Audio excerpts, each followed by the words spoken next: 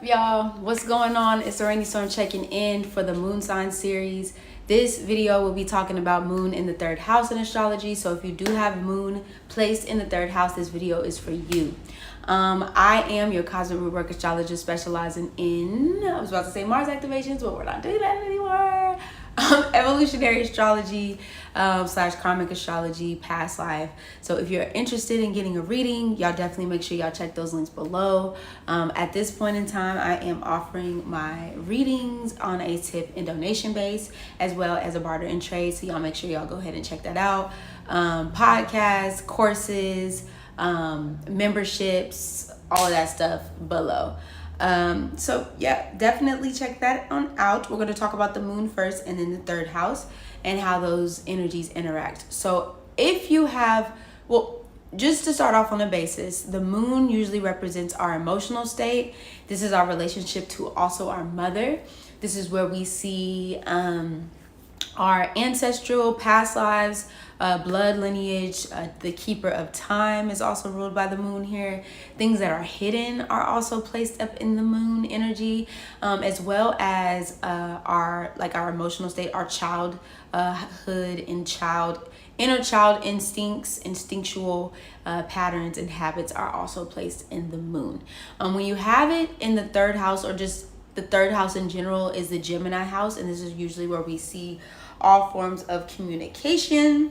So writing, reading, scripting, dancing, channeling, all the ings, traveling, as well as short distance travel, uncles, brothers, sisters, cousins, neighborhoods, things like that, just in general. So when we have the Moon placed here, right, this is where you see one that is wanting to communicate their ideas, thoughts. If a Moon in the 3rd house is not communicating what they're thinking, they can probably go a little loco. Okay, they have to be in a space where they're able to express themselves, especially verbally. Now, sometimes I've heard sometimes when we talk about Moon in the 3rd house, because Gemini is here, a lot of people say that, oh no, Gemini, because it's Moon in the 3rd house, Gemini is more logical. All of that is good and is cool, but it's not always necessarily true. Just because you have Moon in the 3rd house does not make you a person that's more logical than maybe more in your emotional bag, right? It just means that you need to be able to have a safe space to really be able to communicate your thoughts, especially the emotions that you are feeling. And if you feel like those things are being stunted, it can cause a lot of inner turmoil within your body. Okay, so that's what we want to think about when we are talking about the Moon in the 3rd house, because that's what's going on. So need for self-expression first and foremost. Usually able to have strong channeling abilities. So this is where you can see the people who are very in tune with speaking and talking to people, maybe people who have passed over, maybe people who like being a messenger of some sort to people, prophetic dreams, prophetic channeling, things like that. A seer, even with Moon in the 3rd house, because the Moon is able to pull up those hidden things. So this is where you can see people who maybe you're having a conversation with somebody and they end up saying something like that you were thinking about like literally 5 minutes ago, and you're like, how did you know that? Like, how do you know that? How? I was just thinking that, like, you just said it. So that's where you can see Moon in the 3rd house here.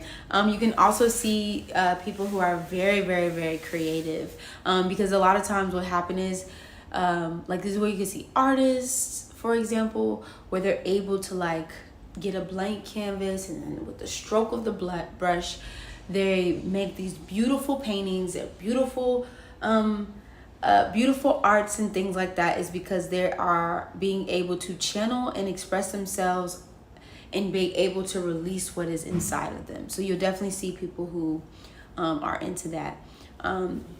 Definitely. And if they're interested too, Moon in the 3rd house, if they are interested in what it is that you have to say, or what it is that you are, like the conversations, because they love to engage in conversations, you'll usually see Moon in the 3rd house is very, very, very, very chatty. especially if they feel comfortable with you, because moon wants to feel comforted. So if they feel comfortable with you, you can see moon in the third house probably going a million miles a minute in the communication department.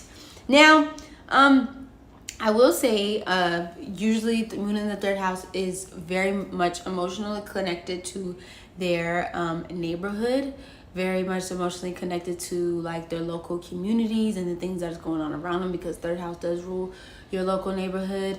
Also, to moon in the third house, you could find them taking like short trips into different distances and stuff. Distance travel, and distance isn't necessarily, if you're in the States, it doesn't necessarily have to be in the States, but maybe you take a train to another place, that's not too far from home, but you want to go visit, and it, to be a place that's like emotionally comforting. Also too, when it comes to your relatives, depending on the aspects, you always want to check the aspects to the moon. You might have like really close cousins or really close uncles or aunts and things like that. If moon is afflicted, which means usually where they have like tension, you'll usually see where maybe there's like a distance between the relatives and things like that, or intimate family beings and stuff. You also, moon in the third house, because Gemini here with the third house is like energy that takes in a lot of information. So you can usually notice moon in the third house, people take a lot of time to observe the room. They're doing a lot of like observing, trying to understand. It's not that they're not going to talk or they're not going to engage, but they are doing a lot of observing and kind of seeing what's around them in the space, and if they want to engage, if they don't want to engage, you'll kind of see them kind of surveying the rooms a little bit that they do come into, because they pick up on a lot. It's Mercury is here in the third house, so they're like picking up on subtle cues. How was this person's tone when they said that? Did they kind of look at me some type of way when they did this or when they did that? So you could definitely see this in the third house as well. And they need, once again, to feel heard. If moon in the third house is not being heard, it can make for a recipe of disaster. Okay, so that is a little bit about moon in the third house. We will be moving on to moon in the fourth house, where it is home. For those of you that are following along or new here, like I said, welcome in. Make sure y'all like, share, subscribe, and also comment. And I look forward to seeing y'all, like I said, personal readings down below. Y'all make sure y'all check it out, and I'll see y'all soon. Without doubt, you already know what it is, a rainstorm checking in and out. All right.